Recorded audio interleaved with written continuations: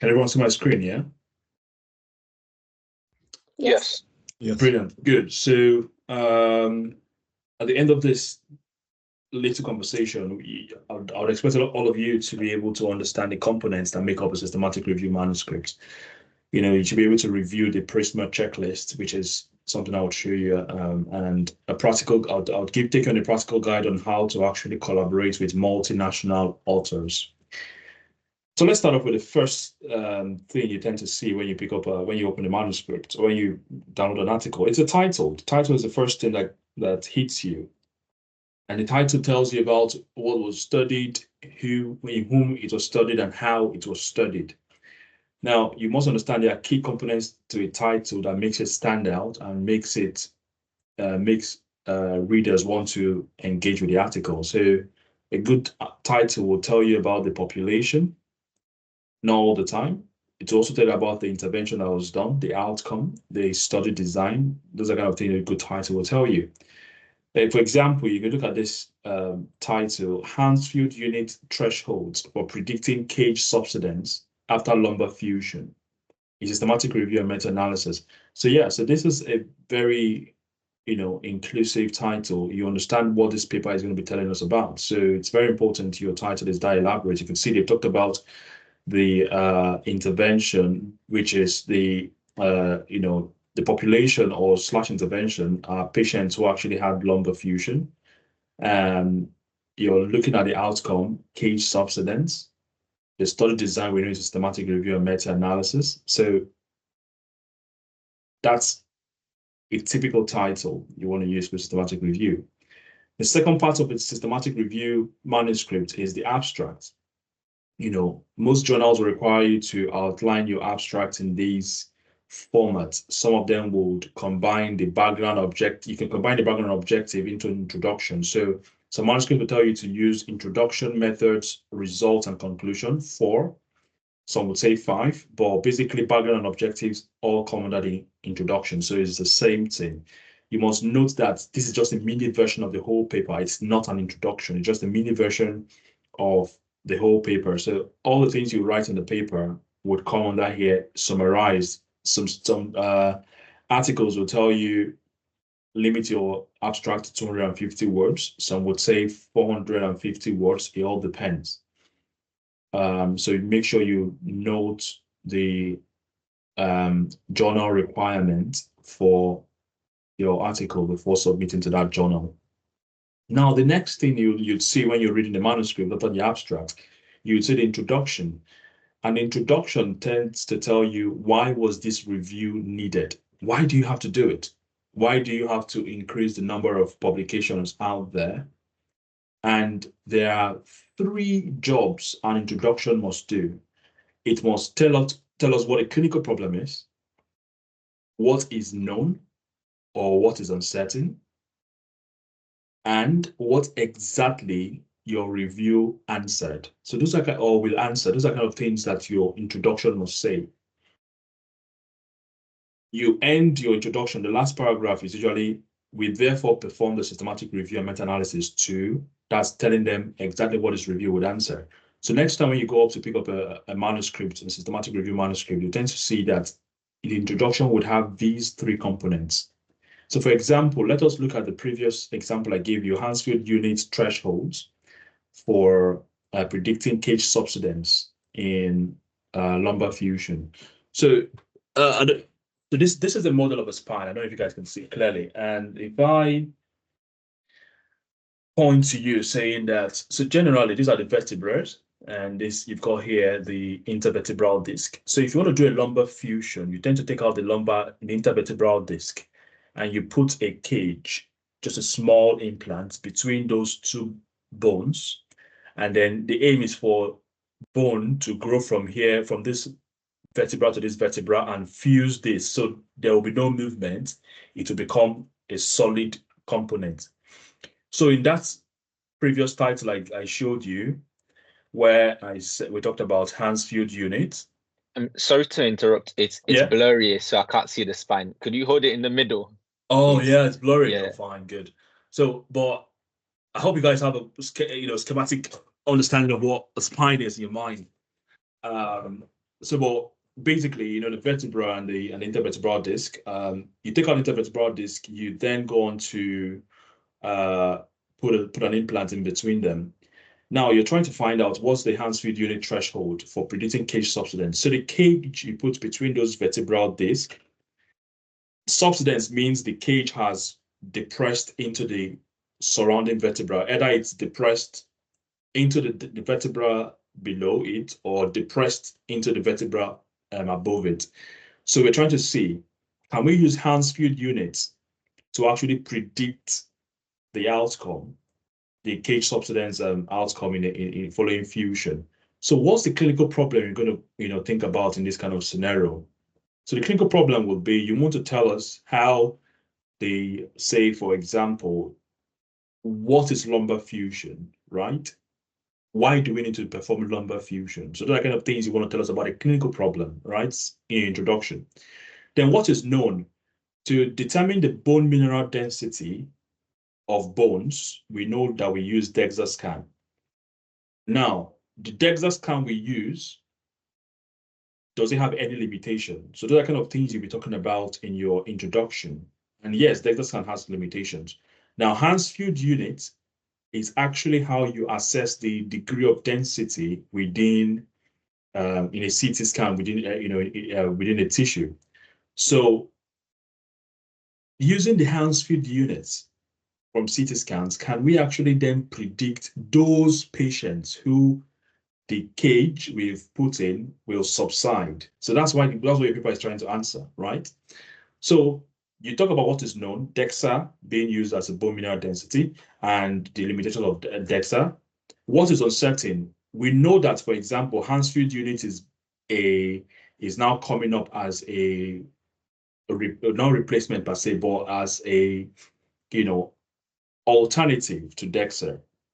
But what we don't know is, what Hansfield unit threshold can we say definitely that yes, that's the threshold at which, if a patient has this threshold, there's a chance that the cage might subside? We do not know. And then you then go on and tell us what exactly you want to answer. So that's where, so you can see how introduction introduces your reader into what your paper is about. I don't know if that makes sense, guys. Yeah, I'm following. Makes sense. Very good. Now, the next part of your paper, your article when you're writing or when you're reading a systematic review, is the methods. So this is where you prove this review is scientific and reproducible. So the method is very important, because when I outline my method, what it means is, if anyone out there repeats the same method, they should get similar results from what with what I got. So that's the method you must be methodological when writing your methods. And these are the components of the methods. You've got the protocol and registration. So usually most systematic review, most journals would require you to have registered your systematic review protocol online. There's a site we call Prospero. So you can register it on Prospero. It's very easy. Just click on Prospero, systematic review registration, fill in the form and the information there. And once you filled it in, submit it online. Your co-authors would sign, and once they've signed, it gets published online. So you get your Prospero ID. So it doesn't need any peer review. So it doesn't really limit your time frame, if anything. So protocol and registration is the key component. Starts off with that. And remember your Prisma 2020, your Prisma guideline checklist. I'll show you that soon. Then you talk about the eligibility criteria.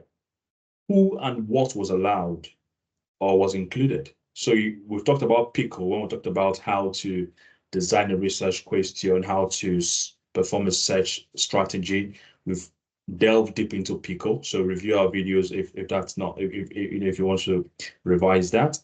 Talk about time frame, study design, language. So those are things that, so everything about eligibility criteria comes in next under your methods. Then you continue on to search strategy. We've talked about search strategy. This is where you then write up your search strategy. what were the search terms used, how many reviewers did this, was involved in the search, things like that. Then you go on to your study selection. So you've done your search strategy, you've imported everything to Ryan. How did you select your study? How many reviewers got involved in the title screening, abstract screening, full screening? So those are kind of things you're trying to you're writing up. So these are distinct sessions on that methodology. Then you go on to data extraction. So you've collected your study. How did you extract your data? You can see the methodological process where if anybody picks up your paper and does exactly the same thing you've done, they should be able to get the exact same result, basically. So you need to tell us about how you extracted the data. What were the data you collected? Demographics of the patient, the outcomes, the measure, the follow-up, the complications, those are kind of things that you need to tell us. What exactly did you collect? You need to list them out because it needs to be clear. Then a risk of bias. We've talked about risk of bias last week. So you need to tell us about what tools did you use for your risk of bias? How did you go about the risk of bias assessment? And then, just like what Neil had just told us, what methods did you use for your analysis? One key thing is software use. So that's very important for you to mention the software you used for your analysis. So for example, Neil will tell you that he uses RevMan. So you must mention that I use RevMan version 5 or version 20, depending on the version, USA, whatever it is. You must clearly delineate that. Now, after you've done your methodology, your methods, you go on to results. Now, the results follows the same order as your methods. Before I continue, does anyone have any question? Does it make sense? I do have one question. You know the Prisma chart that tells you like how many you will you put that in the methods or results? Because very good question. Very good question. Technically, you have your results by then. Sorry? I just assume you've mentioned it in methods, and I thought it would have been in results because then you're saying how many you screen, how many you accepted. Very good, very good, very good.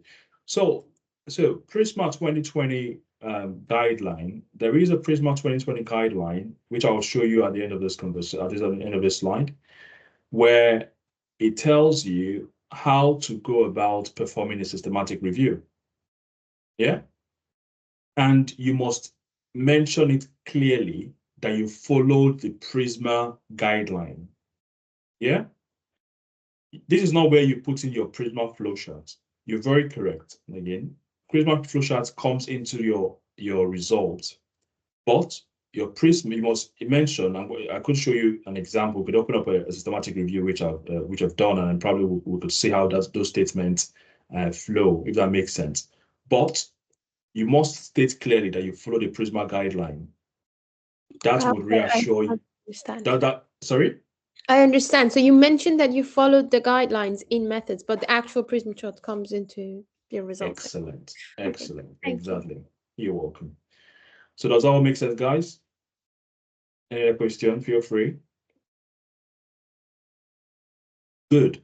So now the result, this follows the same order as the method. So you've done the methods, yeah? You then have to then tell us those methodology you used, what were the results, or what were the findings you got from those results. So for example, you tell us about the study selection now. So you've told us these are the things we're going to do. So we're going to import this patient, we're going to import this data after our search into Ryan. We're going to screen, and then we'll need two authors to screen and one author to probably, for if there's any sort of conflict.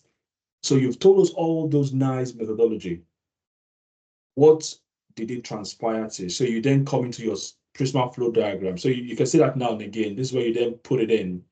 Another Prisma flow diagram, it tells you how the process went. And talking about Prisma, we have a very good video on it, discussion on it as well. So just review the YouTube video, but this is where you go on to put your Prisma flow diagram.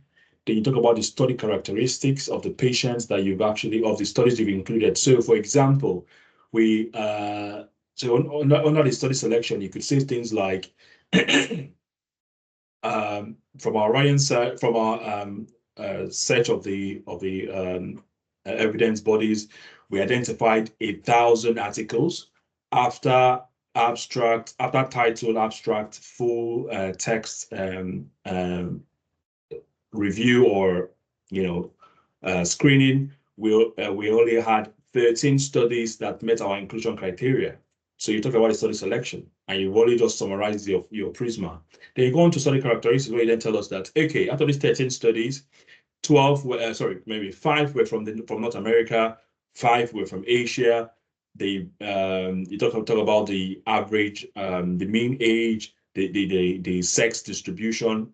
75 were males, 25 females. So those study characteristics, that's where you put it. You put it in. You more like descriptive statistics of your results. You also need a table that would give anyone looking at it a snapshot of what does your study entail. Then you move on to your risk of bias. So these are, like I said, these are just step by step. You can't skip any. You can't skip any session. Otherwise, the reviewers won't look at your scripts. So risk of bias results. So the risk of bias you did in methodology, you tell us about what it is. Okay, from the included studies, the risk of bias was the risk of bias using probably ROB2 if you're doing an RCT, or Robin if you're, or Newcastle or Tower scale if you're doing an observational study. The risk of bias using Newcastle or Tower scale showed that the quality is probably moderate to low, or moderate to high. It all depends on how the tool is being interpreted. And this is the reason why he told them briefly why though that happened. Oh, there was marked heterogeneity or stuff like that.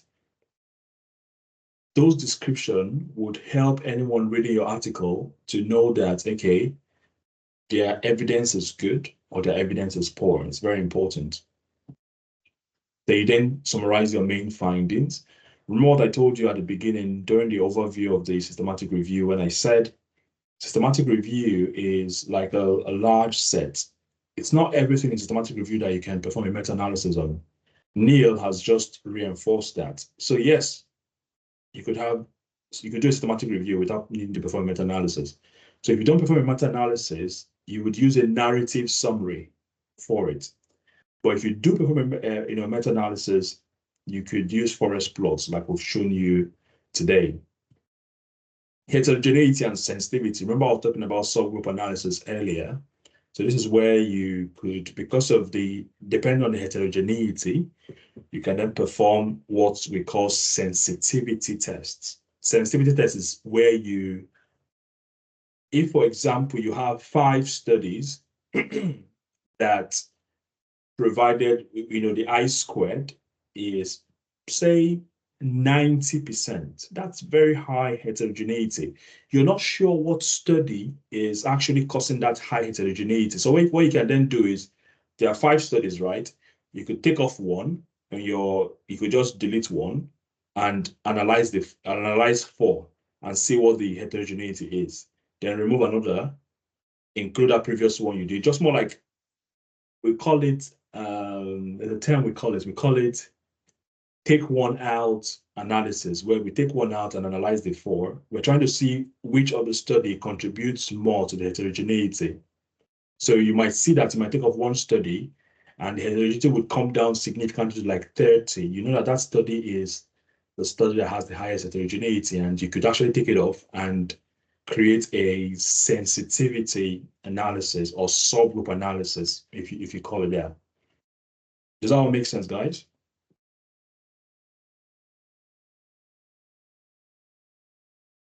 How would the sensitivity analysis be different? Be different. Yeah, you said you take it off, then you'd either do a sensitivity analysis or a subgroup analysis. Yeah, so basically, like I described earlier, so you've got 5 studies, right? Mm-hmm. And you take out one, you're using the same model, right? Just think of it that way. You have 5, you've done your forest plot. You take out, for example, F. Gene et al. you have 4 more. You then run that same analysis you did. That's the forest plot. We're using 4, and you see what the heterogeneity shows. So heterogeneity could come down from 90% to say 30% just by taking off FL Gene et al. So what that tells you is that FL Gene et al. Contributes a significant level of heterogeneity to the pooled study, because you want to pool a study. You want to provide a descript, an analysis or a body of evidence that is robust, with minimal heterogeneity, and you can use to prefer a very strong conclusion. If you have a body of evidence that is very heterogeneous, your conclusion will be very weak. I don't know if it makes sense. Yeah. So the sensitivity analysis is when you're trying to determine which of this study, when taken off, and you rerun the same thing you've done, would provide lesser heterogeneity. And you could, like I said, keep that main study, that's the main analysis you've done for the 5 studies. You could keep it there, say this is the result with the 5 study. However, when a sensitivity analysis was done, taking off FL Gene et al., we realized that the heterogeneity dropped to 30%. And the result or the pooled mean was this. Does it make sense? Yeah. Good. So yeah, that's it about results. So, this is kind of the methodological way you go about your results. And then you go into discussion where you talk about what do the results actually mean. You talk about results. What exactly does it mean? It's not okay to just pull studies together and perform a meta-analysis. How should I? Why should I bother about your meta-analysis? So the structure you want to use in discussion is the summary of the findings. That's the first paragraph. After the first paragraph, the next paragraph is you then try to compare. The subsequent paragraph, you're comparing the results you've got with existing literature. You're talking about possible explanations for the results you've got, clinical implications, because you need to tell us why those results are important in clinical practice. Because if you can't infer your results to clinical practice, there's no need of you doing the analysis, unless your research is for animal model, then that's different. But if you're doing a human model research, you want to be able to tell us how we can use these results in our clinical practice. Then you talk about your strengths and limitations, very important. Every paper has a limitation.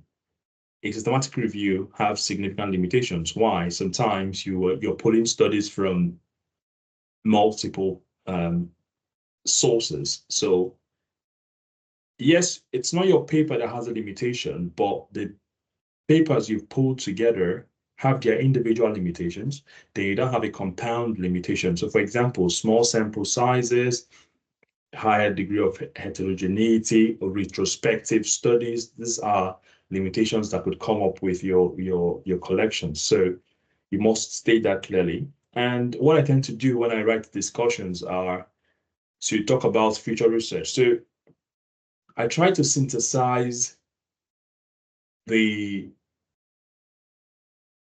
best way future researchers can actually answer these questions. Let me give you a very simple example. So looking at the example, the Hounsfield unit title I said earlier.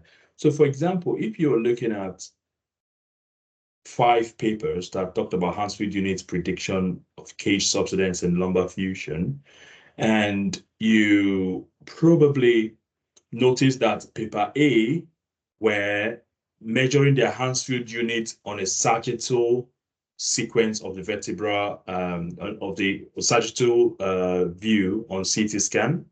Another paper was measuring their Hounsfield unit on axial cuts. Another paper was measuring their Hounsfield unit on coronal cuts. You can see that there's heterogeneity in the way they measure their Hounsfield units. And the problem with that is you would have different methodology of measurements.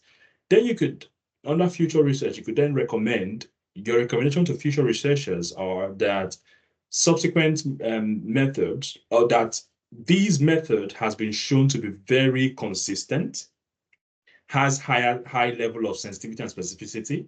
So in my opinion, I believe that the best way to measure this would be a sagittal view sequence of your vertebra rather than axial or coronal. So what that means is whoever wants to do a work in that regard, that's published under primary research, they would look at your paper, see what others have done, see what you've recommended, and if your recommendation makes sense, they would carry out their own research using the recommendation. So that's why one important thing about systematic review, we see where the gap is, we see where the problems are, and we prefer solutions. Now, you must know that this is interpretation, not new data. You don't need to put any new data into the discussion. All your data analysis, all your data are under results. Discussion is just interpreting it. In conclusion, it's a short, cautious statement. What was found, what it means for clinicians, what remains uncertain. The word short, cautious statement is very important. You just have to be cautious about your conclusions. You can't just go stating conclusions that doesn't match your analysis. Yeah, so you must be cautious about it. So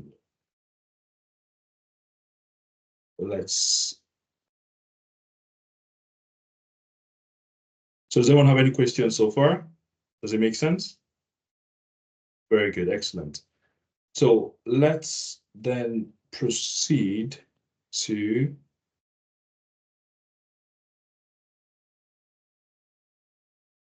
other mandatory sections, that you must talk about: funding, conflicts of interest. So if, for example, your research was funded, you must state who funded it. It's very important. And sometimes those funding could lead to conflicts of interest. But you must be transparent, saying that this was the organization that funded our research. These are possible conflicts of interest, but you must be very honest in your paper. Whatever findings you got, you must put it out there. But you must also let us know if there were any funding. The nice thing about systematic review is you do not need any ethical approval. There is no ethical approval required. So that cuts down your time for that. So you don't need to start writing proposals and submitting anywhere, which is good. Then you must talk about author contribution. Some journals would want you to specifically itemize what the authors did. So that's about that. Personally, when I write a paper, this is a sequence I use to write a paper.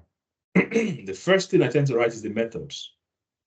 And the reason why I write the methods is because it's the methods that you're going to use as your templates when you're doing your search strategy, when you're doing your screening, when you're collating your data, when you're moving on to do your data analysis, when you're doing your risk of bias assessment. So that's the method. So it's the backbone of your paper. So that's what I write first, so that my co-authors know what the methods are. When they're screening, they know exactly what to do, how to go about it. And then I then write the results. So you've done your methods, I write the results. And then discussion before writing the introduction. And then the abstract. So that's my sequence. This sequence works very well. Sometimes I switch the sequence in a way. I write the methods first and then write introduction. That is if, for example, I want my co-authors to understand the basis for the paper. So a co-author who wants to read up a paper would look at the methods, then look at the introduction, understand what we're trying to do here before I go on to write the results. But most times, if I'm writing a paper, primarily I do this. I go with this sequence. Now let's do some practical sessions. Let's stop sharing. If you have any questions, stop me at any time. Feel free to stop me at any time. Let's move on to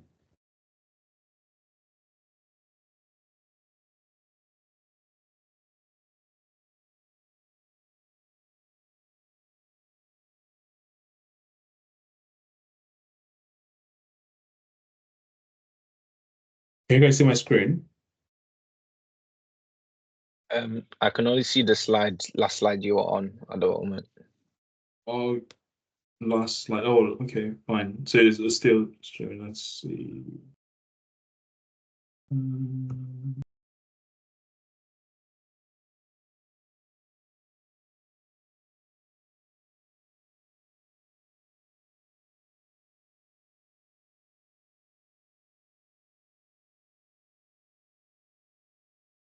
So I did stop sharing.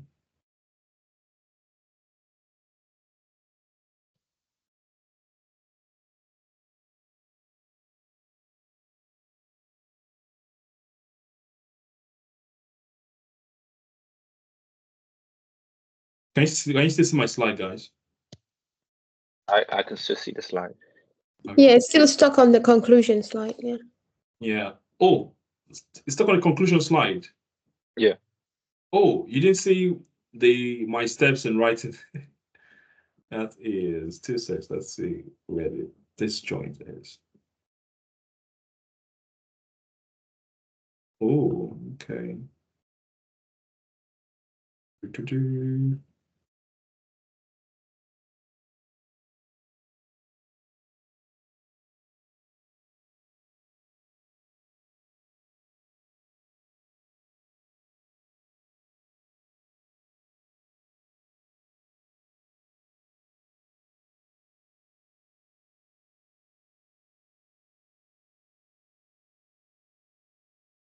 Mhm.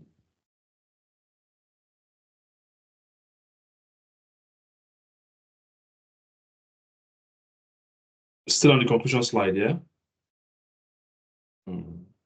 Yeah.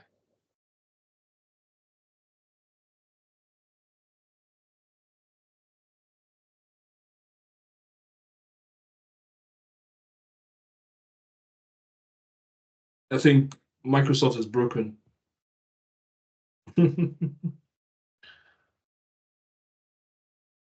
Share content. So what would you guys do? Let's leave and then come back. Is that okay? I'm not sure what's going on. Let's just reset the whole thing. Sure thing. I'll leave right now.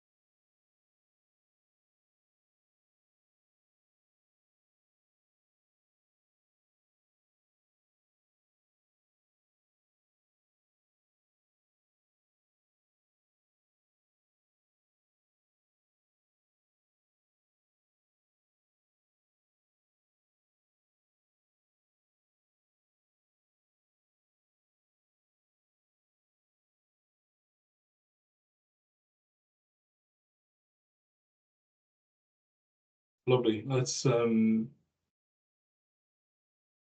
hopefully it works now.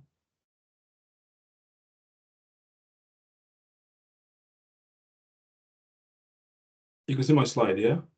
Yeah. Yes, all good. Yeah, yeah. Nice. Hold on, let's stop sharing for now. It doesn't trust in. It's continued. It's good, yeah. So